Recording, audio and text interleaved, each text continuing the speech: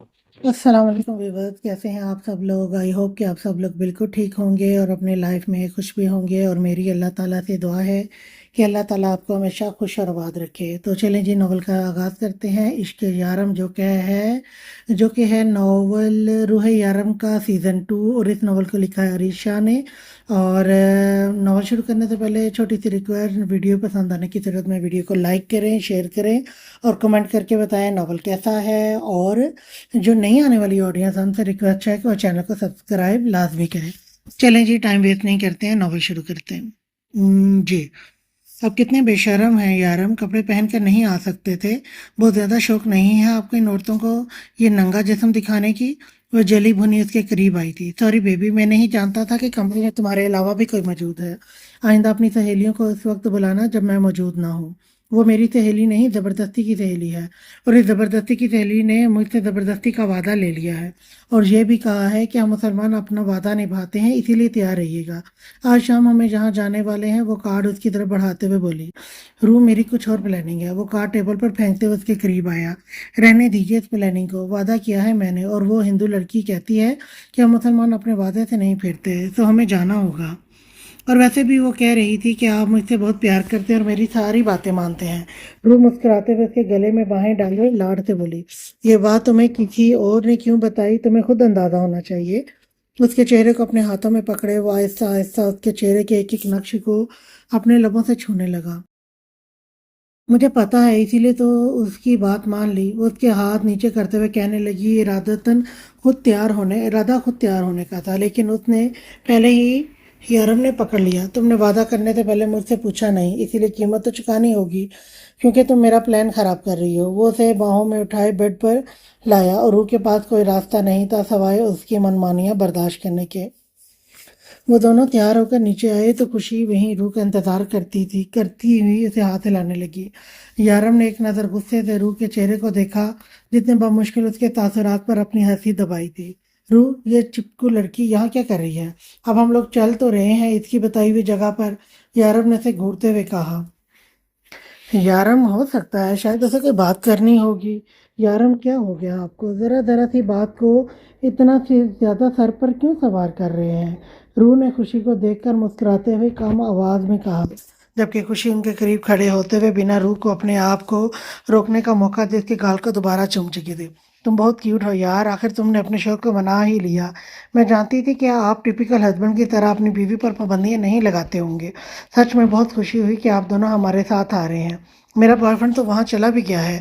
میں تو روح کا ویٹ کر رہی تھی، کیونکہ مجھے پکا یقین تھا کہ یہ ضرور آئے گی، خوشی نے بے حد خوشی سے کہا، جبکہ یارم کے چہرے کے زاویے مکمل بدل چکے تھے۔ وہ روح کا انتہائی خطرناک نظروں سے گھورتا اپنے کمرے میں چلا گیا۔ روح، تمہارے ہسبینڈ کو کیا ہو گیا؟ کیا میں نے کچھ غلط بول دیا کیا؟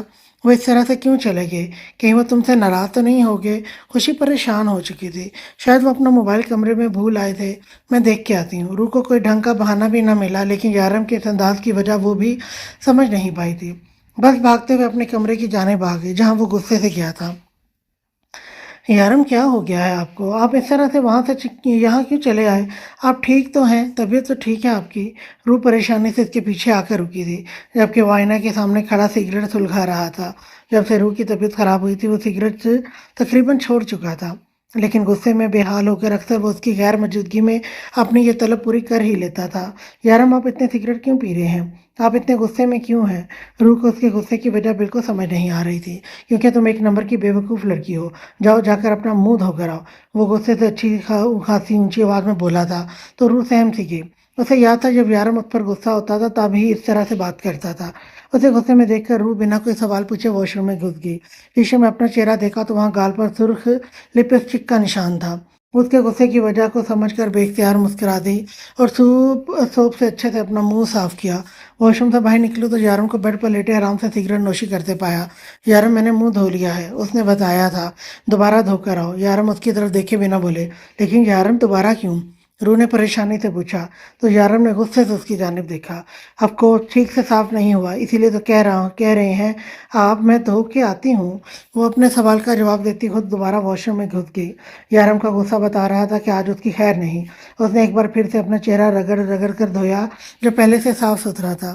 یارم میں دوبارہ دھو کر آ گئی، واش روم سے نکلتے ایک بار پھر سے بتانے لگی، ایک بار پھر سے دھو کر آؤ، یارم نے حکم دیا۔ یارم روح سے دیکھتے ہوئے کسی ضدی بچے سے انداز میں بولی تو یارم نے اسے ایک بار پھر سے سخت نظروں سے گھورا۔ میں جا رہی ہوں دوبارہ دھونے کے لیے۔ وہ غصے سے پیر پٹکتے دوبارہ واش روم میں بند ہو گئی اور اس بار اپنے چہرے کو مزید رگڑنے لگی۔ حد ہے، ایک بار شکل دیکھ تو لیں میری، صاف ہو گیا ہے لپسٹک کا نشان۔ وہ بڑبڑاتی دوبارہ باہر آئی جب یارم نے تو دوبارہ جانے کا آرڈر دیا۔ یارم پلیز، روح نے بے بسی سے کہا تھا، لیکن یارم اسے سن کہاں رہا تھا۔ اس کے انتہائی سرد نظریں روح کو اس سے خوف زدہ کر رہی تھیں۔ 10 منٹ میں اس کا 17واں چکر تھا۔ وہ اچھی خاصی تھک چکی تھی۔ اس نے خود قسم کھا لی تھی کہ وہ خوشی کو دوبارہ ایسی حرکت کرنے کا موقع بھی نہیں دے گی۔ اس بار وہ باہر آئی تو یارم نے اس کے چہرے کی طرف دیکھنے کی غلطی کر ہی دی تھی۔ وہ آہستہ آہستہ قدم اٹھاتا اس کے سامنے آ کر رکا، اس کی تھوڑی کو اوپر کرتے ہوئے ہر طرف سے چیک کیا۔ صاف شفاف پانی کی ٹپکتی بوندیں اسے بہکانے لگی تھیں۔ جاؤ دوبارہ دھو کر آؤ، وہ ایک بار سے پھر سے کہتا روح کو بے ہوش کرنے کے قریب پہنچا چکا تھا۔ وہ مرے مرے قدموں سے ایک بار پھر سے واش روم میں گھس گئی اور جلدی سے پانی کا چھلکا اپنے منہ پر مار کے باہر آئی، کیونکہ اسے دوبارہ واپس اندر بھی آنا تھا۔ اس کا اسکارف باندھ لو، اچھے خاصے لیٹ ہو چکے ہیں ہم۔ کیا سوچ رہی ہو کہ تمہاری دوست اندر کمرے میں کیا کر رہی ہے؟ وہ ہم اس کا اسکارف اس کے ہاتھ میں پکڑتے ہوئے بولا تو روح شکر کا کلمہ پڑھتی اس کے پیچھے آئی، لیکن خود سے وعدہ کر لیا تھا کہ اس ستم کا بدلہ وہ ضرور لے گی۔ خوشی پریشانی سے باہر آ کے پیچھے چل رہی تھی جب وہ دونوں باہر آئے۔ کیا ہوا روح، سب کچھ ٹھیک تو ہے؟ تم لوگ اچانک چلے گئے؟ وہ اس کے قریب آتے ہوئے کہنے لگی۔ ہاں سب ٹھیک ہے، یارم کو موبائل نہیں مل رہا تھا۔ وہ اپنے بہانے کو مضبوط کرتے اس کے ساتھ چل دی، جس پر خوشی بے اختیار مسکرائی تھی۔ صاف صاف کہو نا، تمہارے ہسبینڈ کا رومانٹک موڈ آن ہو چکا تھا، بہانے کیوں بنا رہی ہو؟ کم از کم اپنی سہیلی سے اتنا تو شیئر کر سکتی ہو، وہ شرارتی انداز میں بولی، جبکہ ان کے چند قدم آگے چلتا یارم اس کی بات پر مسکرائے بنا نہ رہ پایا۔ آج جو رومانس اس نے روح کے ساتھ کیا تھا وہ ساری زندگی روح بھول نہیں سکتی تھی، جس کے لیے وہ کافی مطمئن تھا۔ اسے یقین تھا وہ دوبارہ غلطی نہیں کرے گی۔ یہ لوگ اس جگہ پر بائک ریس کرتے تھے، یہ کوئی بہت بڑی ریس ہونے جا رہی تھی۔ یارم کو اس چیز بالکل بھی دلچسپی نہیں تھی، جبکہ روح کا انٹرسٹ بھی نہ ہونے کے برابر تھا، لیکن خوشی کی خوشی کے لیے وہ یہاں یارم کو بھی اپنے ساتھ لے آئی تھی۔ یہاں آنے سے بہتر تھا کہ میں تمہیں ایک رومانٹک ڈیٹ پر لے کر جاتا اور ہم ایک دوسرے کے ساتھ خوبصورت وقت گزارتے۔ وہ آہستہ آہستہ اس کے ساتھ چلتے ہوئے بولا تو روح نے اسے گھور کر دیکھا۔ آپ کو لگتا ہے کہ آپ کی اتنی بڑی زیادتی کے بعد میں آپ کے ساتھ کہیں بھی ڈیٹ پر چلوں گی؟ غلط فہمی ہے آپ کو مسٹر یارم کاظمی، میں آپ کو منہ بھی نہیں لگاؤں گی، وہ غصہ ہوتے ہوئے بولی، جبکہ یارم اس کے انداز پر مسکرایا تھا۔ اور تمہیں یہ غلط فہمی کیوں ہے کہ میں تمہارے انکار کو کوئی اہمیت دوں گا؟ وہ اسی کے انداز میں کہتا اس سے سوال کر رہا تھا۔ آپ ہیں ہی ایک نمبر کے چیٹر، اس زیادتی کے لیے میں آپ کو کبھی معاف نہیں کروں گی۔ کبھی فائدہ مت دیکھنا، اس کو دیکھو، تمہارے منہ کتنا اچھے سے صاف ہو گیا ہے، اور لگے ہاتھوں تمہیں نصیحت بھی ہوگی کہ جو کام مجھے پسند نہیں ہے وہ تم نے نہیں کرنا۔ وہ اب بھی اپنی بات کو ہنسی میں لے رہا تھا۔ میں نے جان بوجھ کر تھوڑی کیا تھا، وہ معصومیت سے بولی۔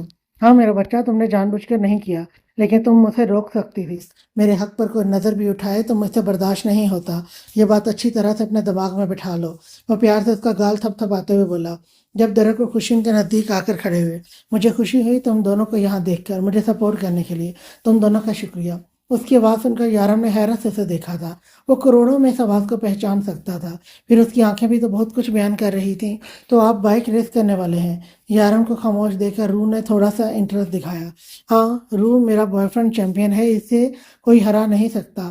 آج تک اس نے ایک بھی ریس نہیں ہاری ہے، اور آگے بھی ہارنے کی کوئی چانس نہیں ہے۔ خوشی کے انداز میں ایک مان تھا، جبکہ وہ مغرور سا لڑکا گردن اکڑا کر اس بات کی گواہی دے رہا تھا کہ اسے ہرانا آسان نہیں۔ ارے یہ تو کچھ بھی نہیں، آپ میرے یارم کو نہیں جانتے۔ میرے یارم آپ کو چٹکیوں میں ہرا دیں گے۔ بائک ریسنگ میں تو وہ چیمپئن ہے، اور یونیورسٹی میں تو ان سے آگے کوئی تھا ہی نہیں بائک ریسنگ میں۔ اگر آپ اپنے آپ کو اتنا بڑا چیمپئن سمجھتے ہیں تو میرے یارم سے مقابلہ کریں۔ وہ یارم کو آگے کرتے ہوئے درخت کو چیلنج دینے لگی، جبکہ یارم کو یاد نہیں پڑتا تھا کہ اس نے کبھی بھی روح کو اس بارے میں کچھ بھی بتایا ہو۔ اس نے تو کبھی اپنے کالج یا یونیورسٹی کا ذکر بھی اس کے سامنے نہیں کیا تھا۔ وہ بائک ریس کا چیمپئن وہ کب بنا؟ روز یہ سب کیا بکواس کر رہی ہو؟ وہ اسے گھورتے ہوئے بہت کم آواز میں گھرایا، جبکہ درخت کے لبوں پر ایک نامحسوس سی مسکراہٹ آئی اور پھر غائب ہو گئی۔ تو مسٹر یارم کاظمی، اگر تم خود کو اتنا ہی بڑا چیمپئن سمجھتے ہو تو ایک ریس ہو جائے۔ تمہاری بیوی کو بہت مان ہے تم پر کہ تم جیتو گے۔ اور اس کی آنکھوں میں آنکھیں ڈالے اس انداز میں بولا کہ یارم انکار بھی نہ کر پایا۔ ہاں لیکن اتنا ضرور کہا تھا کہ میں کوئی چیمپئن نہیں ہوں، لیکن میری بیوی کو مجھ پر ماننا، تو میں تمہارا یہ چیلنج ایکسیپٹ کر رہا ہوں۔ اور بس اتنا کہہ کر روح کی طرف متوجہ ہوا، جو اپنا ایک ہاتھ تھوڑی کے نیچے رکھ کے بے حد معصوم لگ رہی تھی، لیکن اس معصوم سے چہرے کے پیچھے جو شیطانی چھپی تھی وہ یارم بہت اچھے طریقے سے سمجھ گیا تھا۔ یقیناً وہ اس سے یہاں آنے سے پہلے والی بات کا بدلہ لے رہی تھی۔ بار بار میرا منہ دھلایا تھا نا، اور اب 100 میٹر کی یہ ریس جیت کر دکھائے۔ وہ ناک چڑھاتی خوشی کے ساتھ دوسرے راستے سے جیت کے مقام کی طرف جانے لگی۔ اس لڑکی سے دور رہنا یارم نے ایک بار پھر سے اسے باور کروایا تھا، جس پر وہ منہ بناتی چلی گئی۔ اس لڑکے نے اسے ایک ہیوی بائک، ہیلمٹ اور احتیاطی چیزیں دی۔ روح نے اسے اچھی خاصی مصیبت میں ڈال دیا تھا، لیکن وہ جانتا تھا وہ شرارتی لڑکی شرارت کے بغیر نہیں رہ سکتی، اور اپنا بدلہ تو وہ ضرور لے گی۔ یارم مسکراتا ہوا ہیلمٹ کو پہنتا بائک سنبھالنے لگا۔ درخت نے اپنا نام دوسری بائک ریسنگ سے کٹوا دیا تھا، کیونکہ وہاں یارم کا نام شامل نہیں تھا۔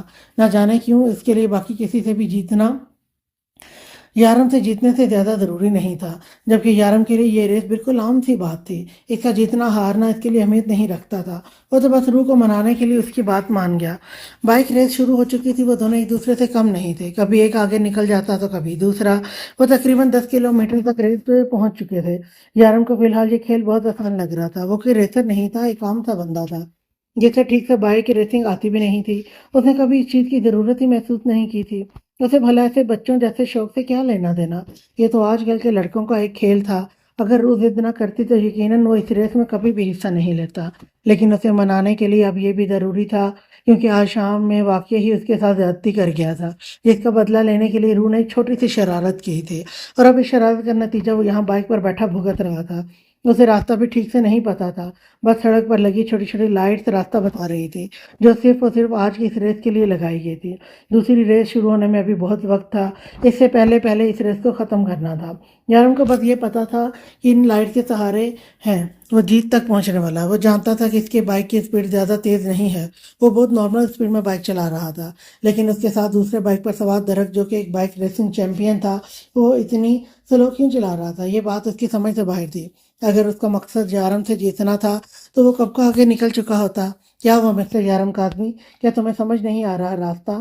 وہ بالکل اس کی بائک کے ساتھ اپنے بائک چلاتا عجیب انداز میں پوچھنے لگا۔ نہیں، ایسی کوئی بات نہیں ہے، مجھے راستہ پتا ہے، اور میں تمہیں یاد بھلا دوں کہ ہم ریس کر رہے ہیں تو تمہیں آگے نکل جانا چاہیے، نہ کہ اپنے مقابل کا انتظار کرنا چاہیے کہ کب وہ تم سے آگے نکل کر ریس جیتے۔ یارم ایک نظر اسے دیکھتے ہوئے بولا، جبکہ اس کی بات سن کر درخت مسکرا دیا تھا۔ تم نے خرگوش اور کچھوے کی داستان سنی ہے؟ یقیناً سنی ہوگی۔ اگر میں تم سے آگے نکل جاؤں تو وہ خرگوش یقین میں ہوگا، اور یقین مانو کہ ہار ریس میں خرگوش راستے میں سوتا نہیں ہے۔ مجھے بچوں والا کھیل پسند نہیں ہے۔ یارم کا آدمی کھیل وہ مزہ دیتا ہے جس میں ٹکر کا مقابلہ ہو۔ تم صرف اپنی بیوی کو خوش کرنے کے لیے یہ ریس کر رہے ہو، تمہارے دل میں جیتنے کی خواہش نہیں ہے، اور ایسی ریس کو جیت کر مجھے بھی کوئی خاص خوشی نصیب نہیں ہوگی۔ اگر تم مقابلہ کرنا ہی چاہتے ہو تو ٹھیک سے کرو، تاکہ مجھے جیتنے اور تمہیں ہرانے میں مزہ آئے۔ اگر اپنی بیوی کا مان رکھنے کے لیے ریس میں حصہ لے لیا ہے تو اسے جیت کے دکھاؤ، جو بچوں جیسا گیم مت کھیلو۔ وہ اپنی بائک کو ریس دیتے ہوئے کہنے لگا۔ تو اس کے بعد میں یارم کو بھی دم لگا تھا۔ لڑکی، مجھے چیلنج کر کے پچھتاؤ گے تم۔ ہو سکتا ہے اس ریس میں مجھے جیتنے اور تمہیں ہرانے میں مزہ آ جائے۔ اور میں اس انداز میں بات کر رہے تھے اور وہ اس انداز میں بات کر رہے تھے کہ لگ ہی نہیں رہا تھا کہ وہ دونوں ایک دوسرے کے مقابل کھڑے ہیں۔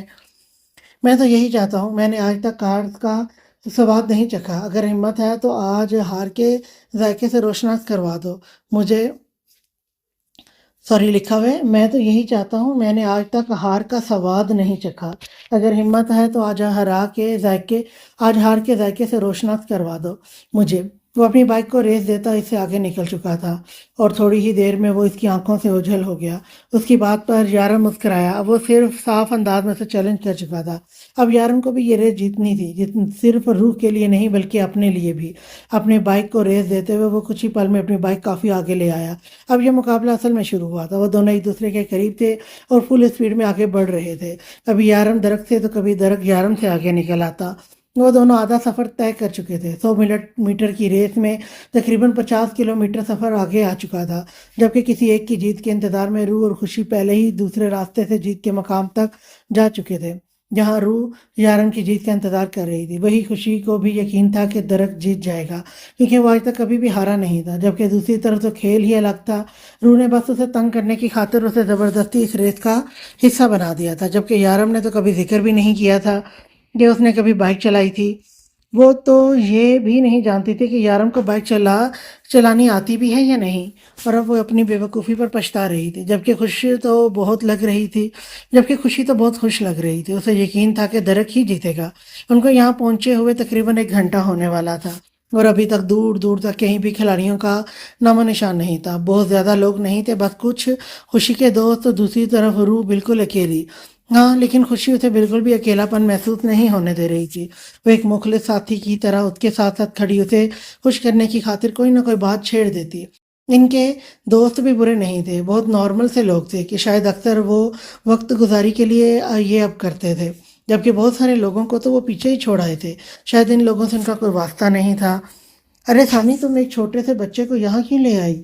میں نے تمہیں اکیلے آنے کے لیے کہا تھا، بچہ بیچارہ بور ہو جائے گا، وہ ثانیہ سے کہنے لگی، جس کا اضافہ ابھی تھوڑی دیر پہلے ہی ہوا تھا۔ وہ دونوں سے باتوں میں مصروف تھی جب وہ بھی خوشی کے پاس آ کر رک گئی۔ اس کے ساتھ تقریباً ایک چھوٹا 5 سال کا بچہ تھا، جو کہ اس کے ہسبینڈ کی پہلی شادی میں سے تھا۔ وہ ایک بہت امیر شخص تھا، اور اس کی بیوی اسے کسی وجہ سے چھوڑ کر چلی گئی۔ ایسے میں اس نے ثانیہ سے شادی کر کے اسے ایک رائل لائف اسٹائل دیا تھا، اور بدلے میں صرف اور صرف اپنے بیٹے کا خیال رکھنے کی شرط رکھی تھی، جو ثانیہ کے لیے مشکل نہیں تھا۔ وہ بچہ اپنے تمام کام بہت آسانی سے کر لیتا تھا، بس اسے سنائی نہیں دیتا تھا۔ وہ بچہ پیدائشی بہرے تھا، جس کی وجہ سے اس کے باپ نے دوسری شادی کر لی، اور ثانیہ اس کے لیے ایک اچھی ماں ثابت ہو رہی تھی۔ یار، گھر پہ کوئی نہیں تھا، مجھے لگا یہ نہ ہو کہ میرے یہاں آنے کے بعد یہ جاگ جائے، اور ابھی تو یہ میرے ساتھ اٹیچ ہونا شروع ہوا ہے۔ میں اسے اس طرح سے چھوڑ نہیں سکتی۔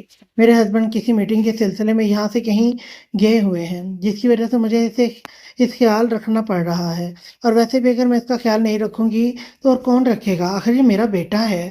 ثانیہ نے محبت سے اس کی طرف دیکھا، جبکہ بچے نے مسکراتے ہوئے اپنی سوتیلی ماں کو دیکھا تھا، جیسے وہی اس کا سہارا ہو۔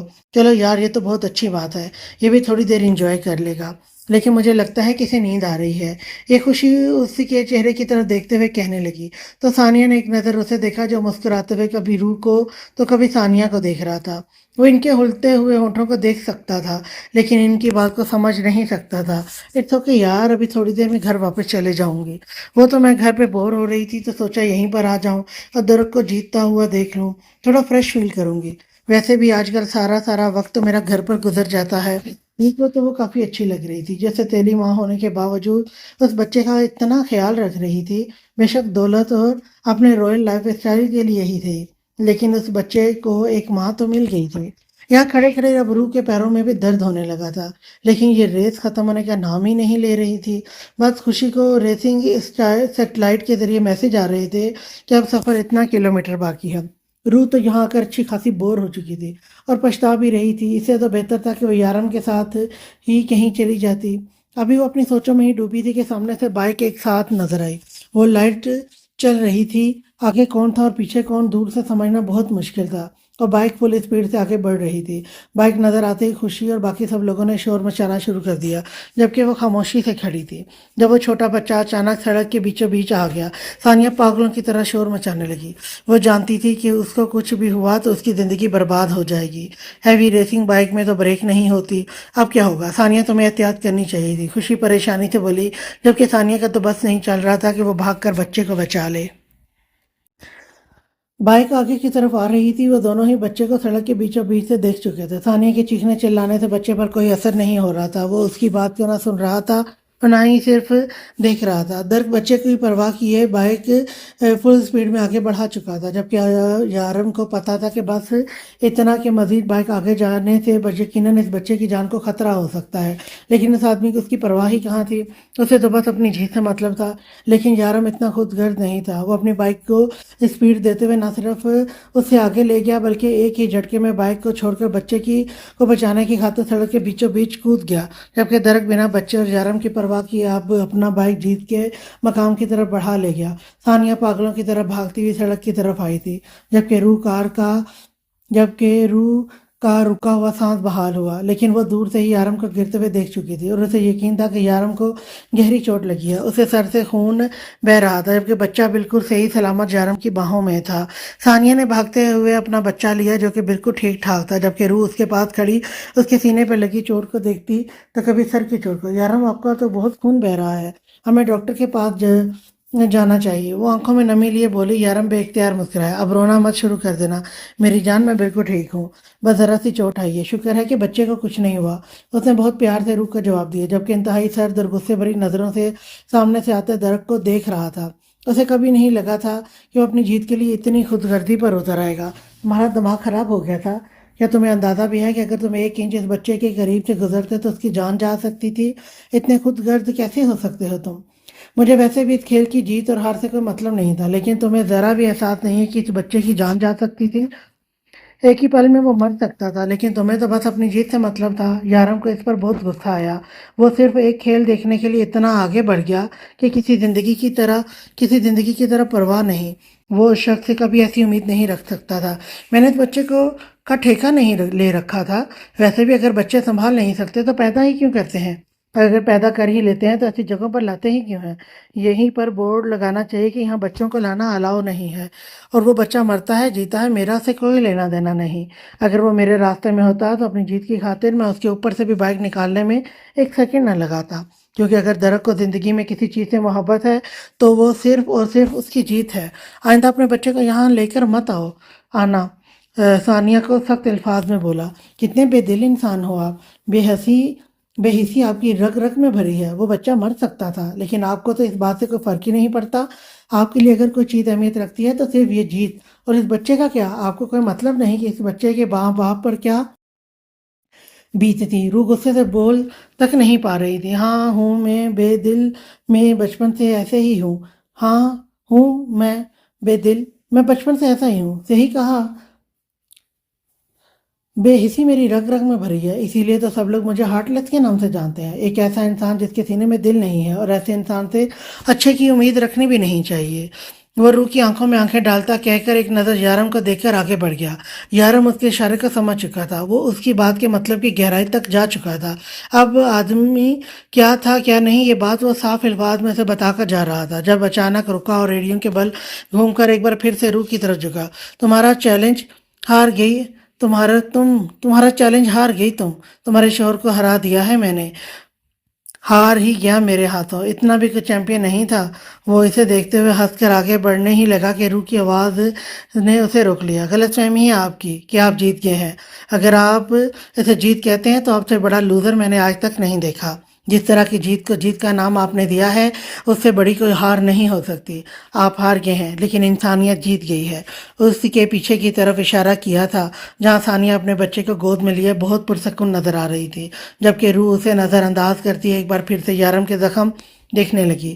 وہ آہستہ آہستہ اس کے زخموں کی مرہم پٹی کر رہی تھی، کیونکہ یہاں کوئی بھی کلینک اوپن نہیں تھا۔ سنڈے ہونے کی وجہ سے پورا سوئٹزرلینڈ سنسان گاؤں کی طرح خالی پڑا تھا، اسی لیے روح کو یہ سب کچھ خود کرنا پڑ رہا تھا، کیونکہ یارم ہوٹل میں موجود کسی بھی ڈاکٹر یا نرس سے اپنا علاج کروانے کو تیار نہیں تھا، اور ایسے میں روح ایک اچھی بیوی ہونے کے ناطے اس کی ڈریسنگ کر رہی تھی، جبکہ یارم کو تو اسے تنگ کرنے کا موقع مل گیا تھا۔ وہ شرٹ اتار کر بیڈ پر بیٹھا اور روح اس کے بالکل ساتھ بیٹھی ہوئی اس کی گردن پر موجود ننھے ننھے خون کے قطرے صاف کر رہی تھی، اور یارم اسے اپنی باہوں میں لیے کبھی اس کی گردن میں منہ چھپاتا تو کبھی گال کو لبوں سے چھونے لگا۔ روح شرم سے دوری ہوتی اپنا کام مکمل کر رہی تھی۔ یار میں نے ڈریسنگ نہ کروانے کی قسم کھا رکھی تھی، لیکن روح نے ضد کر کے اسے بٹھا لیا تھا، اور اب وہ اسے یہاں بیٹھنے کا ہر جانہ وصول کر رہا تھا، کیونکہ اگر وہ یہاں سے اٹھتی تو یارم ڈریسنگ کروانے سے صاف انکار کر دیتا۔ بس یہی وجہ تھی کہ وہ خاموشی سے اس کی منمانیاں برداشت کر رہی تھی۔ وہ کبھی اس کی گال کو چومتا تو کبھی بالوں سے کھیلتا تو کبھی اس کی گردن پر جھک کر اپنی محبت کی مہر ثبت کرتا۔ روح ڈریسنگ مکمل کرتی اس کے قریب سے اٹھنے ہی والی تھی کہ یارم نے اس کے دونوں ہاتھ قید کرتے ہوئے خود بیڈ پر لیٹ کر اسے اپنے اوپر گرا لیا۔ تم نے تو اپنا کام کر دیا، اب مجھے بھی تو میرا کام کرنے دو۔ یہ تو تم نے صرف ڈریسنگ کی ہے، اس کا علاج بھی تو کرنا پڑے گا۔ وہ بہت پیار سے اسے بیڈ پر لٹاتا اس کے چہرے کے ایک ایک نقش کو چومنے لگا، جبکہ خاموش سے پڑی روح اس کی منمانیاں برداشت کر رہی تھی۔ آج جو کچھ بھی ہوا ہے وہ دوبارہ نہیں ہونا چاہیے۔ روح نے تو شرارتوں سے توبہ کر لی تھی، اسے درخت جیسے بے حس انسان سے اتنی نفرت ہوتی جا رہی تھی۔ وہ اسے ایسا تو نہیں لگا تھا جانوروں سے اتنی نرمی سے پیش آنے والا انسانوں کے لیے کس قدر عجیب جذبات رکھتا تھا۔ یارم تم نے مجھے کیوں نہیں بتایا خضر نے پریشانی سے کہا۔ آج ہی یارم کے ایکسیڈنٹ کا پتہ چلا۔ خضر نے اسے لیلا کے بارے میں بتایا تو یارم نے کہا جیسے ایکسیڈنٹ کے بارے میں ہمیں بتایا جائے۔ پوری بات بتانے کے لیے یارم منع کر چکا تھا۔ میں بالکل ٹھیک ہوں خضر، بس ذرا سی چوٹ آئی تھی اور جو اب ٹھیک ہے۔ تو اتنی بڑی بات تھی ہی نہیں جو میں تم لوگوں کو پریشان کرتا، یارم نے سمجھاتے ہوئے کہا۔ چوٹ چھوٹی تھی یا بڑی؟ خضر کو نہیں پتا تھا کیونکہ وہ اپنی بڑی چوٹ کو بھی چھوٹی چوٹ کا نام دے کر نظر انداز کر دیتا تھا، اور شاید اسے اس سب کے بارے میں پتہ بھی نہیں چلتا اگر آج وہ روح کو فون کر کے اس کا حال احوال نہ پوچھتا۔ روح نے اسے بتا دیا تھا کہ وہ بائک ریسنگ میں اس کی وجہ سے حصہ لے کر زخمی ہو چکا ہے، اور وہ تو ساری غلطی اپنی ہی بتا رہی تھی۔ لیکن یارم نے جب اس سے پوری بات بتائی تو خضر کو کافی کچھ سمجھ گیا، لیکن فی الحال یارم نے اسے کسی بھی قسم کا ایکشن لینے سے منع کر دیا اور اس سب میں پڑھنا ہی نہیں چاہتا تھا۔ دور کے بارے میں وہ اس کے بارے میں A to Z انفارمیشن نکال چکا تھا۔ یہی وہ لڑکا تھا جس نے اس دن اسے فون کر کے بتایا تھا کہ روح کہاں ہے۔ یہ تو وہ اس کی آواز پہچان کر بھی معلوم کر چکا تھا۔ اس کی آواز سنتے ہی یارم کو پتہ چل چکا تھا کہ یہ وہی ہے، اس نے اس کی مدد کیوں کی تھی۔ یہ بات بھی وہ اچھی طرح سے جانتا تھا۔ پھر دبئی میں روح کا اس سے ملنا اور پھر اس کا یہاں آنا اور ایک ہی ہوٹل میں رہنا ایک اتفاق بھی ہو سکتا تھا۔ اسی لیے یارم نے فی الحال کے لیے بہت سا ٹال دیا، لیکن زیادہ دیر کے لیے نہیں، کیونکہ یہ معاملہ روح کا تھا اور روح کے معاملے میں وہ کسی بھی قسم کا کمپرومائز نہیں کر سکتا تھا۔ اس نے سوچا تھا کہ وہ روح کو منع کر دے گا خوشی سے بات کرنے یا اس سے ملنے پر، لیکن کل رات روح نے خود ہی اس کے زخموں پر مرہم لگاتے ہوئے کہا تھا کہ اسے ایسی لڑکی سے دوستی رکھنی ہی نہیں ہے جو اس کے شوہر کے زخموں کی وجہ بنے۔ اگر وہ اس کا دل رکھنے کے لیے وہاں نہیں جاتی تو یقیناً یارم کو چوٹ بھی نہیں لگتی۔ اس لیے اب روح نے خود ہی فیصلہ کر لیا تھا کہ وہ جتنا ہو سکے خوشی سے دور ہی رہے گی۔ مانا کہ خوشی ایک اچھی لڑکی تھی اور اس کی اچھی دوست بھی ثابت ہو سکتی تھی، لیکن یارم سے زیادہ اس کے لیے اور کچھ نہیں تھا۔ بیبی اب ڈیسائیڈ کر ہی لو کہاں جانا ہے گھومنے کے لیے۔ کب سے اس بگ کو ہاتھ میں لیے سوچتی رہو گی؟ مجھے اس سے جلن ہو رہی ہے۔ مجھ سے زیادہ خوش قسمت ہے جسے اتنا توجہ مل رہی ہے۔ اف یارم، حد ہوتی ہے، یہ ساری جگہیں اتنی پیاری ہیں کہ مجھے سمجھ نہیں آ رہا کہ ہم کہاں جائیں، اور اوپر سے آپ تنگ کر رہے ہیں۔ روح کافی کنفیوژن میں لگ رہی تھی کیونکہ یارم نے اس کے سامنے ایک بک رکھی تھی جہاں پر سوئٹزرلینڈ کی بہت ساری خوبصورت جگہ تھی، اور وہ ڈیسائیڈ نہیں کر پا رہی تھی کہ آج کا دن وہ کہاں جا کر گزارے۔ آج کا سارا دن اس نے روح کے نام کر دیا، اس لیے وہ یہ چاہتا تھا کہ آج کی جگہ بھی وہی ڈیسائیڈ کرے، لیکن روح تو سوچوں میں ہی چلی گئی۔ یارم یہاں چلتے ہیں، دیکھیں سمندر، دریا، پانی، بہت مزہ آئے گا۔ اس نے ایک بیچ کی طرف اشارہ کیا تو یارم کہکا لگا کر ہنس دیا۔ ڈارلنگ، اس جگہ کو تم ہینڈل نہیں کر پاؤ گی، یہ ایک بیچ ہے تو یہاں پر لوگ کپڑے تک پہننے کا تکلف نہیں کرتے۔ یارم نے ہنستے ہوئے کہا تو اسے گھور کر رہ گئی۔ توبہ ہے یارم، آپ آسان لفظوں میں بھی تو کہہ سکتے تھے کہ یہ جگہ جانے کے قابل نہیں، روح سے گھورتے ہوئے بولی، جبکہ یارم کی مسکراہٹ اب بھی قائم تھی۔ اب ایسی بھی بات نہیں کہ اگر تم چاہو تم یہاں چل سکتے ہیں اور کچھ نہ صحیح نظارے ہو جائیں گے خوبصورت مقامات کے۔ یارم نے ادھوری بات کی تو روح کو غصہ آ گیا۔ میں دیکھ رہی ہوں یارم، یہاں آنے کے بعد اب بہت بگڑ گئے ہیں، کچھ زیادہ ہی شوق نہیں چڑھا آپ کو ایسی برہنہ دو شہزادوں کو دیکھنے کا؟ وہ غصے سے بولی، مجھے تو میری شہزادی کو دیکھنے سے فرصت ہی نہیں ملتی، میں تو تمہارے لیے کہہ رہا تھا کہ اب بھی اپنی آنکھوں سے دیکھنا چاہیے کہ دنیا میں کیسی کیسی انسان مخلوق پائی جاتی ہے۔ یارم بات ہی بدل گیا اور اس کی بات میں سچائی تھی۔ وہ کردار کا کھڑا اور صاف کبھی کسی عورت کے لیے غلط سوچ ہی نہیں سکتا تھا۔ اگر وہ عیاش پسند ہوتا تو کون روک سکتا تھا اس سے؟ وہ دبئی کا ڈان تھا، پورا انڈر ورلڈ اس کے اشارے پہ چلتا تھا، کسی کی اوقات تھی اس کے سامنے انکار کرنے کی؟ یہ تو اس کی روح تھی جس کے سامنے وہ اپنا دل ہار بیٹھا۔ اسے ایک نظر دیکھنے کے بعد دوبارہ کسی عورت کو دیکھنے کی خواہش ہی نہ جاگی۔ اس کے لیے تو دنیا کی سب سے خوبصورت عورت اس کی روح تھی، جس کے سامنے دنیا کا حسن کوئی اہمیت ہی نہیں رکھتا تھا۔ روح کی چاہت، روح کی قربت، روح کی محبت حاصل کرنے کے لیے وہ کسی بھی حد تک جا سکتا تھا۔ اس کی ساری محبت، ساری چاہت، ساری وفائیں صرف اور صرف روح تک ہی محدود تھی۔ اسی لیے تو روح سر اٹھا کر کہتی تھی کہ یہ شخص صرف اور صرف اسی کا ہے۔ وہ کسی اور کی طرف آنکھ اٹھا کر دیکھے، ایسا ممکن ہی نہیں تھا۔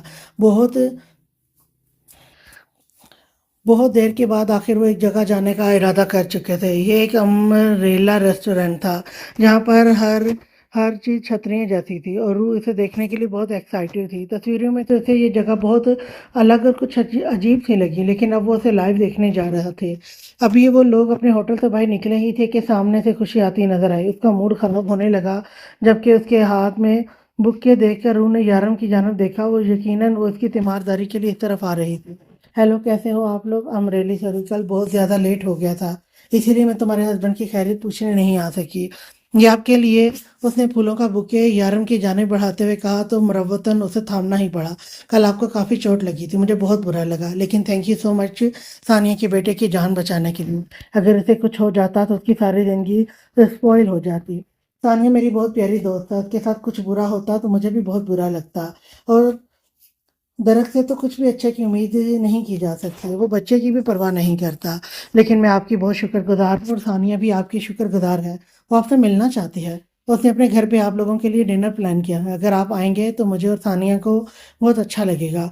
नहीं, हमारा कुछ और प्लान है। खुशी, हमारा अगला पूरा हफ्ता बहुत मसरूफ है, हम नहीं आ सकेंगे। रूह ने फ़ौरन ही माजरत करनी चाहिए और इसे रूह की बात बहुत अच्छी लगी थी। चलो, उसे थोड़ी अक्ल तो आई। यारम ने शुक्र किया था। ऑफ कोर्स आप लोग बिजी हैं, आप यहाँ अपने हनीमून के लिए आए हैं, ऐसे में मेरा इनवाइट करना कुछ अजीब लगता है, लेकिन अगर आप आते तो हमें खुशी होती। खुशी ने फिर से कहना चाहा। मैंने कहा ना खुशी, हमारा अगला हफ्ता पूरा मसरूफ है, हम अगले हफ्ते वापस जाने वाले हैं और जाने से पहले एक दूसरे के साथ वक्त गुजारना चाहते हैं। शायद हम यहाँ भी ज़्यादा वक्त ना गुजारें, मेरा मतलब है हम होटल के बाहर ही रहेंगे। अगर हमारा होटल के आसपास कहीं जाने का प्लान हुआ तो तुम्हारा इनविटेशन ज़रूर कबूल करते, लेकिन हम आसपास नहीं रहेंगे, बल्कि हमारा इरादा दूसरे शहर जाकर घूमने का है। रूह ने लंबी चौड़ी तमहीद बांधी थी। ठीक है रूह, अगर तुम लोग नहीं आ सकते तो इट्स ओके, लेकिन फिर भी मेरे और सानिया की तरफ से थैंक यू ज़रूर एक्सेप्ट कर लेना। उसकी माजरत को कबूल करते हुए कहा और उसे मिलने के लिए आगे बढ़ी, लेकिन यारम के गुस्से को सोचते हुए उसने फ़ौरन अपना हाथ मजबूती से खुशी के हाथ में दे दिया, जबकि खुशी जो उसके गले लगना चाहती थी शर्मिंदा सी होकर पीछे हट गई। चलें यारम, देर हो रही है, वो यारम का हाथ थामते हुए बोली तो यारम सर हिलाता उसके साथ आगे बढ़ गया, जबकि खुशी वहीं खड़ी हैरानी से देख रही थी। फिर अपना मोबाइल निकालकर किसी का नंबर मिलाने लगी। रूही बहुत अजीब बिहेव कर रही थी। शायद वो मुझसे बात नहीं करना चाहती और मेरा नहीं ख्याल कि वो इस दोस्ती को भी आगे तक रखना चाहेगी। फोन पर किसी से कहती बहुत मायूस लग रही थी। जब दूसरी तरफ से किसी ने कुछ कहा और फिर से खुशी बोली तो क्या तुम्हें कोई फर्क नहीं पड़ता? वो सच में हैरान थी, बेहद हैरान। तुम एक इंतहाई पत्थर दिल इंसान हो, इंतहाई बेहिस इंसान हो। मैं पछता रही हूँ तुमसे मोहब्बत करके। वो गुस्से से कहते फ़ोन रखकर एक बार फिर से दूर जाते रूह और यारों को देख रही थी। मैं जानती हूँ तुम मुझसे मोहब्बत करते हो, बेहद मोहब्बत करते हो, लेकिन कभी उसे नहीं बताओगे। बुड़बुड़ाते हुए मायूसी से पलट गई। रूह, तुम्हारा अंदाज बहुत अजीब था। तुमने उससे दोस्ती की है, इससे इस तरह से बात करना बहुत अजीब लगता है। क्या तुमने कभी खिदर या शारफ से इस तरह से बात करते हुए देखा मुझे? मैं जानती हूँ यार, मेरा अंदाज उसे भी बुरा लगा होगा, लेकिन मैं उस पर जाहिर करना चाहती थी कि मैं उससे दोस्ती नहीं रखना चाहती। नहीं, कोई ज़बरदस्ती का दोस्त बन सकता है जिसकी वजह से उसकी ज़िद, जिसकी वजह से उसको चोट लगी, और मेरे लिए आपसे ज़्यादा अहम कुछ भी नहीं। यार, मुझे कोई फ़र्क नहीं पड़ता कि उसे कितना बुरा लगता है। वो आंखों में नमी लिए बोली कि यारम बेख्तियार मुस्कुरा दिया। मेरा बच्चा, अगर तुम्हें कोई फ़र्क नहीं पड़ता तो रो क्यों रही हो? उसकी आंखों में झांकते हुए पूछने लगा। यह सच था कि खुशी का दिल दुखाकर उसका अपना दिल भी दुखा था। खुशी जैसे प्यारी प्यारी सी लड़की इस तरह से बात करके तो खुद भी हर्ट हुई थी। यार, मैंने कहा ना, मेरी ज़िंदगी में सबसे अहम आप हैं, आपसे ज़्यादा और कुछ भी नहीं। मेरी उसके साथ दोस्ती नहीं है और कल जो कुछ हुआ उसके बाद तो मुझे उससे बिल्कुल दोस्ती नहीं रखनी। कैसे गैर इंसानी खेल खेलते हैं ये सब लोग। ज़रा सोचिए, अगर वहाँ आप नहीं होते तो इस बच्चे को ज़रूर कुछ हो जाता और फिर उस लड़की सानिया की ज़िंदगी बर्बाद हो जाती है। आपको पता है उसके शौहर की पहली बीवी उस बच्चे को छोड़कर चली गई। ये बच्चा उसका था। सानिया तो बस उस बच्चे का ख्याल रखती है, उसकी माँ बनकर सौतेली ही सही, लेकिन उस बच्चे को माँ तो मिल गई है, शायद पैसे दौलत की खातिर, लेकिन सानिया उसका ख्याल रख रही है। सानिया की ज़िंदगी भी बदल गई है, वो अपनी मर्ज़ी की ज़िंदगी गुजार रही है, और अगर इस बच्चे को कुछ हो जाता तो सानिया की ज़िंदगी भी बर्बाद हो जाती और शायद वो बच्चा भी ज़िंदा ना होता। नफरत तो मुझे उस आदमी से हो रही है जैसे कोई फर्क ही नहीं पड़ा कि वो इंसान, क्या वो इंसान था? क्या इस दुनिया में ऐसे लोग भी होते हैं यारम? मुझे तो यकीन नहीं आ रहा, क्या कोई इतना पत्थर दिल भी हो सकता है कि वो किसी की जान लेते हुए एक बार ना सोचे?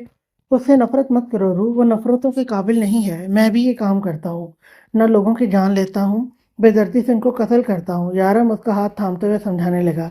नहीं यारम, ऐसे घटिया इंसान के साथ अपना मुकाबला ना करें, आपके अंदर इंसानियत है, आप इंसानियत की खातिर ये सब कुछ करते हैं। और वो हैवान इंसान की शक्ल में हैवान है, उसका इंसानियत से कोई लेना देना नहीं है, जिसकी झलक हम कल भी देख चुके हैं। ऐसे इंसान सिर्फ नफरतों के लायक हो सकता है। और प्लीज़ उसके बारे में बात करके हमारा हनीमून ख़राब तो ना करें। गाड़ी अपनी मंजिल की जानिब बढ़ रही थी और रूह ने उसे दर के बारे में बात करने तक से मना कर दिया। यारम को भी ये सारी बातें फजूल ही लगी। वो एक शख्स पर कितना कीमती वक्त बर्बाद कर रहे थे। अच्छा छोड़ो, हम क्या फजूल बातों में पड़ रहे हैं, हम एक दूसरे के बारे में बात करनी चाहिए। वो उसका हाथ थामते हुए उसकी उंगलियों को लबों से लगाता मोहब्बत से बोला, वैसे एक बात तो बताओ, तुम्हारा मामू बाप बनने वाला है और भाई भी तुम्हारे शोहर की बारी और भाई भी, तुम्हारे शौहर की बारी कब तक आएगी? वैसे मैं इस काम में मेहनत तो बहुत कर रहा हूँ, लेकिन अभी तक कोई चांस नज़र नहीं आ रहा है। ज़रा अपने फ्यूचर बेबी से पूछ कर बताना कि कब तक आने का इरादा है। उसे भी बता दो कि अंडरवर्ल्ड के डॉन को बाबा बनने का शौक चढ़ा है। यारम लम्हे में सारी बात बदल गया, फिर उसका चेहरा शर्म से सुर्ख होने लगा था। वो कभी भी कोई भी बात कर सकता था, उससे किसी भी किस्म की तवक्को की जा सकती थी। यारम मैं कह रही हूँ खामोशी से गाड़ी चलाएं, वरना मुझे आपसे बात ही नहीं करनी। शर्मो हया से सुर्ख होते उसे डांटते हुए बोली तो यारम मुस्कुराया। मतलब अब मैं ये बात भी नहीं कर सकता, कोई रोमांटिक बात मैं नहीं कर सकता, तुम्हारी दोस्त की बात मैं नहीं कर सकता, और अब मेरे बच्चों की बातों पर भी तुमने पाबंदी लगा दी। ये तो ज्यादती है ना? वो हंसते हुए बोला, कोई ज्यादती नहीं है, आप खामोशी से गाड़ी चलाएं, ये सारी बातें बाद में भी हो सकती हैं, अभी बहुत वक्त पड़ा है। वो टालते हुए शीशे से बाहर देखने लगी। उसकी कुल झुकी नजरें, शर्मीली थी आवाज तो यरम का दिल धड़क धड़काती थी। वो अम्ब्रेला रेस्टोरेंट में बैठे इस खूबसूरत जगह का नज़ारा कर रहे थे। ये वाकई एक बहुत ही हसीन जगह थी, जहाँ हर चीज़ छतरियों से मुशाबत रखने वाली बनाई गई थी। बताया जाता है कि इस होटल के मालिक को छतरी रखने का बहुत शौक था। वो सर्दी में, धूप में, बारिश में, हर मौसम में छतरी का इस्तेमाल करता था। और जब उसने अपना इस शौक की शक्ल दी तो ये अम्ब्रेला रेस्टोरेंट वजूद में आया। यारम को तो इस रेस्टोरेंट की हिस्ट्री बहुत फनी लग रही थी, जबकि रूह बहुत खुशी से सुन रही थी। जब यारम का फ़ोन बजने लगा, वो वेटर को ऑर्डर देता हुआ अपना फ़ोन लिए बाहर चला गया, क्योंकि होटल के अंदर सर्विसेज बहुत ज़्यादा मसला कर रही थी। अभी उसे गए हुए तकरीबन 2 मिनट ही हुए थे जब होटल की यूनिफॉर्म में एक वेटर उसके पास आया और कहने लगा कि यारम उसे बाहर बुला रहा है। यह आदमी उर्दू कैसे बोल रहा था? शायद जानता था कि वो पाकिस्तानी है, तो ज़बान को समझता है एक बहुत मुश्किल तरीन काम था। वो उसकी स्विस ज़बान को समझना एक बहुत मुश्किल तरीन काम था। वो उसकी बात को समझकर मुस्कुराते हुए उठकर उसी रास्ते पर चली गई जहाँ से यारम बाहर निकला था। वेटर ने दूर से इशारा किया उसे किस तरफ जाना है, और इस तरफ जाते हुए उसे एहसास हुआ कि यहाँ दूर दूर तक कोई नहीं है। वो किसी गलत जगह पर आ गई है। अजीब सुनसान जगह थी, शायद ये रेस्टोरेंट का पिछला हिस्सा था। उसे लगा कि कुछ गड़बड़ है। वो मजीद कदम आगे बढ़ाने लगी। उसका दिल बुरी तरह से धड़क रहा था, कुछ तो बुरा होने जा रहा था, लेकिन क्या, उसे समझ नहीं आ रहा। तो आहिस्ता आहिस्ता कदम उठाते मजीद आगे की जानिब जा रही थी जब किसी चीज की आवाज सुनाई दी, और साथ यारम की भी। वो दर्द से कराया था। रूह तड़पते हुए आगे बढ़ रही थी। उसके यारम को कुछ हुआ था, वो दर्द में था, उसे तकलीफ थी। उसकी आवाज़ उसने सुनी थी और फिर खामोशी छा गई। वो तेज़ी से आगे बढ़ रही थी और फिर कुछ ही लम्हों में दीवार के साथ उसके सामने एक ऐसा मंजर था जिसे देखकर उसकी रूह भी तड़प उठी। किसी ने यारम के मुंह पर कुछ बांधा हुआ था, उसे 7 लोगों ने काबू किया हुआ था। सामने वाले आदमी ने पूरे का पूरा चाकू उसके पेट में घोंप दिया, एक बार नहीं, 2 बार नहीं, न जाने कितनी बार। जबकि जख्मी यारम के मुंह पर लोहे की कोई चीज, अजीब सी चीज रखी थी जिसका नाम तक वो नहीं जानती थी, लेकिन उसे धक्का देते हुए वो उस आदमी के हाथ में आ गई। यारम का चेहरा जख्मों से चूर था, लहू से सुर्ख होती आंखों से यारम ने बस एक नज़र उसकी तरफ देखा और वहां से जाने का इशारा किया, लेकिन उसके कदम जैसे जमीन से जुड़ चुके थे। वो बस 15 से 20 लोग थे। इन लोगों ने यारम को जमीन पर फेंका और वो चिल्लाया, जाओ। उसकी चीख में इंतहा की तकलीफ थी। वो बस बेजान नजरों से यारम को जमीन पर तड़पते हुए देख रही थी। पकड़ो इस लड़की को, जाने मत देना उसे, आखिर यह हमारा ہمارا پہ ڈان ڈیول کے دل کی دھڑکن ہے، وہ شخص کہکا لگاتے ہوئے بولا، اور وہ سب ہی لوگ روح کی جانب بھاگنے لگے۔ اس میں اتنی ہمت نہیں تھی کہ وہ زمین سے قدم اٹھاتی۔ وہ جانتی تھی کہ اتنی چوٹوں کے بعد، اتنی تکلیف کے بعد وہ یارم کو دوبارہ نہیں دیکھ پائے گی۔ اس کی آنکھیں یارم کے بے جان ہوتے وجود پر ٹھہری ہوئی تھی، جبکہ وہ لوگ تیزی سے اس کی طرف بھاگ رہے تھے۔ آہستہ آہستہ زمین پر بیٹھ کر اس کی آنکھیں بند ہونے لگی۔ جو آخری منظر اس نے اپنی آنکھوں سے دیکھا تو وہ یارم کا بے جان وجود تھا۔ 1 سال کے اندر وہ اتنے میجر نروس بریک ڈاؤن کے بعد بھی زندہ ہے، یہ کسی معجزے سے کم نہیں۔ لیکن زیادہ امید مت رکھیں، ابھی بھی ان کی جان خطرے میں ہے، کبھی بھی کچھ بھی ہو سکتا ہے، میں کوئی گارنٹی نہیں دیتا۔ اس لڑکی کی زندگی سوکھے پتے کی طرح ہے، اور ایک ہوا کا جھونکا اسے موت کی آغوش میں لے جائے گا۔ ایک ذرا سا جھٹکا بھی اس سے اس کی سانسیں چھین سکتا ہے۔ آج اسے 16 دن کے بعد ہوش آیا تھا، لیکن آپ لوگوں کی ذرا سی لاپرواہی سے ایک بار پھر سے موت کے منہ میں لے جا سکتی ہے۔ فی الحال میں آپ لوگوں کو یہی سجیشن دوں گا کہ اسے اسپتال میں ہی رہنے دیں، کیونکہ ابھی کچھ بھی ہو سکتا ہے۔ ٹینشن زدہ ماحول میں اس کی طبیعت بگڑ بھی سکتی ہے، اور جہاں تک اس کی حالت نظر آ رہی ہے، میرا نہیں خیال کہ آپ لوگ اس کا بہتر طریقے سے خیال رکھ پائیں گے۔ آگے آپ لوگوں کی مرضی، آپ جو فیصلہ کریں۔ فی الحال وہ ہوش میں تو آ جائے گی، لیکن ہوش کی دنیا سے بیگانہ ہے۔ اس کے آگے پیچھے کیا ہو رہا ہے فی الحال تو اسے کچھ بھی سمجھ نہیں پا رہی۔ دعاؤں کا بھی بے حد اثر ہے، اسی لیے ایک ڈاکٹر ہونے کے ناطے میں یہی کہوں گا کہ اگر اس کی جان عزیز ہے تو اس کے سامنے ایسی کوئی بات بھی نہ کریں جس سے وہ ٹینشن لے۔ ڈاکٹر اپنی بات مکمل کرتے ہی وہاں سے چلا گیا، جبکہ خضر اور شارف ایک بار پھر سے اس بینچ پر بیٹھے تھے جہاں ڈاکٹر کے آنے سے پہلے بیٹھے تھے۔ کل رات تقریباً 2 بجے روح کو ہوش آیا، اور ان کی سانس میں جیسے سانس آئی تھی، لیکن اب ڈاکٹر کے خطرناک باتیں سن کر وہ پھر سے ٹینشن میں آ چکے تھے۔ خضر بے حد پریشان تھا، جبکہ شارف کی آنکھیں نم تھیں۔ وہ اسے دیکھ کر اس کے کندھے پر ہاتھ رکھ کر دلاسا دینے لگا، کیونکہ خضر، یارم اور روح کی زندگی کی خوشیوں کا ٹائم پیریڈ اتنا کم کیوں ہے؟ سب ٹھیک ہوتا ہے، پھر کچھ نہ کچھ ایسا ہو جاتا ہے کہ سب برباد ہونے لگتا ہے، اور اس بار تو سب برباد ہو گیا۔ روح کی حالت دیکھی نہیں جا رہی، اور یارم، شارف پھوٹ پھوٹ کر روتا خضر کے سینے سے لگ چکا تھا۔ اللہ پر بھروسہ رکھو شارف، سب کچھ ٹھیک ہو جائے گا انشاءاللہ، اور یوں نا امیدی کی باتیں نہ کرو۔ ابھی تو ہم نے روح کا سامنا بھی کرنا ہے، ذرا سوچو جب اسے پتہ چلے گا کہ یارم کے بارے میں وہ کیسے برداشت کرے گی۔ ہمیں صبر سے کام لینا ہوگا، اگر ہم ہی ہمت ہار جائیں گے تو اسے کون سنبھالے گا؟ یہ تو خدا کا شکر ہے کہ فی الحال وہ دوائیوں کے زیر اثر ہے۔ جب وہ ہوش میں آئے گی تب 1000 سوال کرے گی، اور ہمارے پاس کسی سوال کا کوئی جواب نہیں ہوگا۔ وہ شارف کو سمجھاتے ہوئے بولا، جب نظر سامنے سے آتے اس لڑکے پر پڑی، اور اس کے ساتھ ایک پیاری سی لڑکی بھی تھی۔ کیسی ہے وہ خضر کے سامنے کھڑا پوچھنے لگا۔ انشاءاللہ ٹھیک ہو جائے گی، ہم سنبھال لیں گے، تمہیں پریشان ہونے کی ضرورت نہیں ہے، وہ بہت روکھے سوکھے لہجے میں بولا تھا۔ یقیناً ٹھیک ہو جائے گی، ڈاکٹر کیا کہتے ہیں؟ اور اسی کے لہجے کو نظر انداز کرتا پھر سے پوچھنے لگا، ڈیرک، میں 1000 بار تو تمہیں سمجھا چکا ہوں، اب آخری بار کہہ رہا ہوں کہ اس سے تمہارا کوئی واسطہ نہیں ہے، دور رہو اس سے۔ تم نے ہماری مدد کی، ہم تمہارے شکر گزار ہیں، لیکن اب ہمیں تمہاری مزید کوئی مدد نہیں چاہیے، تو پلیز روح سے دور رہو، وہ سخت لہجے میں بولا۔ تم مجھے روکنے کا کوئی حق نہیں رکھتے خضر، اور ویسے بھی میں اس سے کوئی تعلق جوڑنے یا رشتہ قائم کرنے نہیں آیا، میں بس اس کا حال جاننے آیا ہوں۔ اس بار وہ بھی ذرا سختی سے بولا۔ وہ ٹھیک ہے، اور انشاءاللہ بالکل ٹھیک ہو جائے گی، ہم سب آپ کے ساتھ ہیں، ہم اس کی فیملی ہیں، ہم اس کا خیال رکھ لیں گے، تمہاری ضرورت نہیں ہے ہمیں، وہ چبا چبا کر بولا۔ مجھے پتا چلا ہے کہ اسے ہوش آیا ہے، میں ایک بار اسے دیکھنا چاہتا ہوں، میں تمہیں اس سے دور رہنے کے لیے کہہ رہا ہوں، اتنی سی بات تمہیں سمجھ کیوں نہیں آ رہی؟ اس بار خضر کا لہجہ تیز ہوا تھا۔ میں اسے دور سے دیکھ کر چلا جاؤں گا، اس سے ملنے کی خواہش کا اظہار نہیں، صرف دیکھنے کی بات کی ہے میں نے۔ اس کے انداز نے درخت کو اچھا خاصا غصہ دلا دیا تھا۔ خضر اسے سمجھانے کے لیے آگے بڑھا تو شارف نے اسے روک دیا۔ ٹھیک ہے، تم اسے دیکھ سکتے ہو، لیکن اندر مت جانا، باہر سے ہی دیکھ کر واپس چلے جاؤ، کیونکہ ہم پہلے ہی بہت پریشان ہیں، روح کے سوالوں کا اور جواب نہیں دے سکتے۔ شارف نے خضر کو روکتے ہوئے اس سے کہا تو وہ ہاں میں سر ہلاتا روح کے کمرے کی طرف بڑھ گیا، اور اس نے دیکھا وہ ہوش میں تھی، لیکن پھر بھی اسے کسی چیز کا ہوش نہیں تھا، بس آنکھیں کھولے چھت کو گھورے جا رہی تھی۔ ایک نروس بریک ڈاؤن سے انسان کی جان چلی جاتی ہے، لیکن اس نے ایک ہی سال میں 2 میجر نروس بریک ڈاؤن اپنی ننھی سی جان پر جھیل لیے تھے۔ یارم کی حالت دیکھتے ہوئے دماغی طور پر بالکل بے جان ہو چکی تھی، اس کا یارم اس کے سامنے دم توڑ رہا تھا۔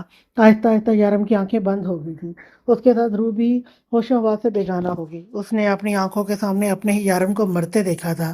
وہ منظر یاد آتے ہی جیسے وہ ہوش کی دنیا میں آئی تھی، وہ ایک دم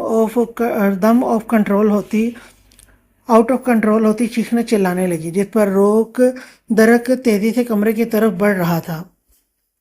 یارم یارم وہ لوگ مار رہے ہیں، کوئی بچاؤ میرے یارم کو، بچاؤ، مت مارو مت مارو میرے یارم کو، بچاؤ، ماموں ماموں میرے یارم، شاہ رخ بھائی میرے یارم کو بچا لیں، یارم نہیں، مت مارو یارم۔ اس کی آواز پورے ہسپتال میں گونج رہی تھی، وہ پاگلوں کی طرح چیخ رہی تھی، چلا رہی تھی۔ ڈاکٹر تیزی سے کمرے کی طرف آیا اور اس کے پیچھے نرس انجیکشن لیے آ رہی تھی۔ کنٹرول کرو، ان کو ابھی انجیکشن دینا ہوگا، وہ عربی میں کہتا تیز تیز روح کو کنٹرول کرنے کی کوشش کر رہا تھا جب درک نے غصے سے اسے دھکا دیا۔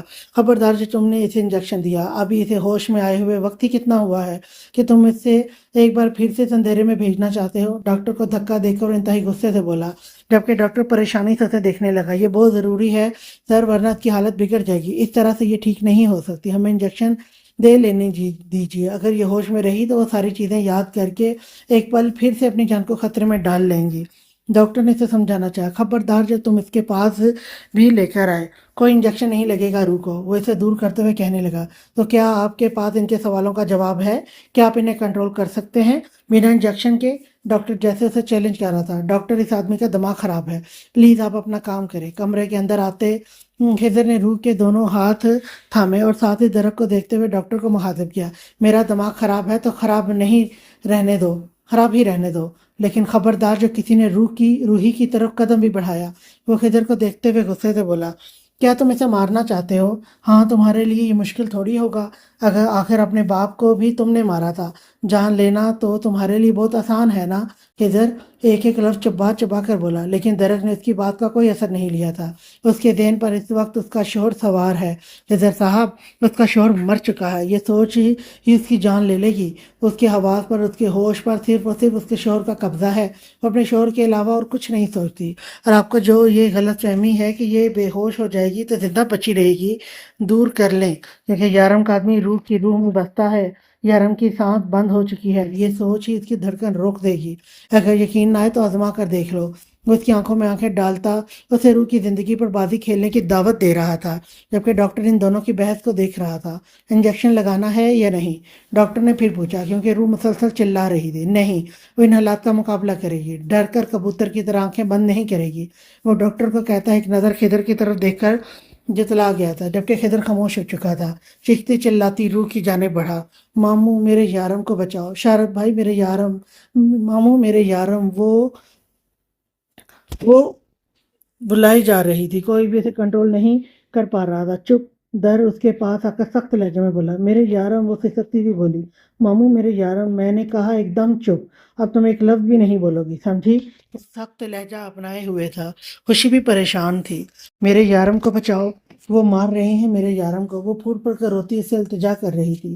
جب درخت نے آگے بڑھ کر اسے اپنے سینے میں چھپایا، اس کی حالت پر شارف کے ساتھ ایک پہلی بار خضر کی آنکھیں بھی نم ہو گئی۔ روح، میری بات کو غور سے سنو اور سمجھو بھی۔ وہ اسے خاموش کرواتا اس کا چہرہ اپنے ہاتھوں میں لیے کہنے لگا، جو بھی ہوا بہت برا ہوا، یارم پر اس کے دشمنوں نے حملہ کیا تھا، لیکن تمہیں مضبوط بنانا ہوگا، تمہیں ان حالات کا مقابلہ کرنا ہوگا، یارم کے بغیر تمہیں ہمت سے کام لینا ہوگا۔ وہ آہستہ آہستہ اسے سمجھا رہا تھا، جبکہ روح خالی خالی نظروں سے اس کا چہرہ دیکھ رہی تھی، اور اب اس کے الفاظ پر جیسے الجھ کر رہ گئی۔ یارم کے بغیر؟ مطلب وہ سچ میں اسے چھوڑ کر جا چکا تھا؟ نہیں، میرے یارم کہاں ہے؟ مجھے میرے یارم کے پاس جانا ہے، مجھے نہیں رہنا اپنے یارم کے بنا۔ ماموں، شارف بھائی میرے یارم، یہ آدمی مجھے میرے یارم کے بغیر رہنے کا کیوں بول رہا ہے؟ اور درخت سے الگ ہوتے اسے دھکا دینے لگی۔ شارف میں ہمت نہیں ہو رہی تھی کہ وہ روح کے قریب جاتا، ہاں، لیکن خضر ہمت کر کے اس کے پاس آیا اور اسے تھام کر اپنے سینے سے لگا لیا۔ سب کچھ ٹھیک ہو جائے گا، میں وعدہ کرتا ہوں تم سے روح، میں سب ٹھیک کر دوں گا، بس تمہارا ماموں ہے نا، بس تھوڑا سا صبر کر جاؤ۔ وہ اسے دلاسا دیتے ہوئے بول رہا تھا، لیکن روح کے دل و دماغ میں بس ایک ہی سوچ سوار تھی کہ اس کے یارم اسے چھوڑ کر چلا گیا، کیا سب کچھ ختم ہو گیا؟ کیا میرے یارم نہیں رہے؟ اللہ نہ کرے، کیا بکواس کر رہی ہو؟ میں جانتی ہوں مجھے تنگ کر رہے ہوں گے، میں انہیں بہت ستاتی ہوں نا، میں وعدہ کرتی ہوں ماموں، آج کے بعد میں انہیں بالکل تنگ نہیں کروں گی، وہ جو کہیں گے میں وہ کروں گی، ان کی ساری باتیں مانوں گی، پلیز ان سے کہیں کہ میرے ساتھ اس طرح سے نہ کریں، دیکھیے مجھے سانس نہیں آ رہی، ماموں روح اپنے یارم کے بغیر مر جائے گی، ہاں روح مر جائے گی، روح نہیں جی پائے گی اپنے یارم کے بغیر، شارف کو مر جانا چاہیے، اگر یارم نہیں تو روح بھی نہیں، یہ کیسی محبت ہے؟ میرے یا رب مجھے چھوڑ کر چلے گی اور میں اب تک زندہ ہوں، یا اللہ مجھے موت دے۔ روح اس کی اس بات پر خضر کے ساتھ ساتھ درخت بھی اس کے سخت الفاظ پر دھاڑا، کیا بکواس کر رہی ہو روح، ایسا کیسے کہہ سکتی ہو تم؟ اتنی ناشکری، اتنی گمراہی، یہ کون سے رستوں کی مسافر بن رہی ہو تم؟ اللہ کو ایسے انسان پسند نہیں۔ خضر نے اسے سختی سے ٹوکتے ہوئے کہا تو وہ ایک بار پھر سے پھوٹ پھوٹ کر رونے لگی۔ لیکن خضر سے یہ سب کچھ برداشت نہیں ہو رہا تھا۔ روح کے آنسو، اس کی تکلیف، اس کی تڑپ اس کی برداشت سے باہر تھی۔ خود پر اتنا کنٹرول کرنے کے باوجود بھی خاموش نہ رہ سکا۔ آج کے لیے اتنا ہی، نیکسٹ ایپیسوڈ لے کر میں پھر آؤں گی، تب تک کے لیے اللہ حافظ۔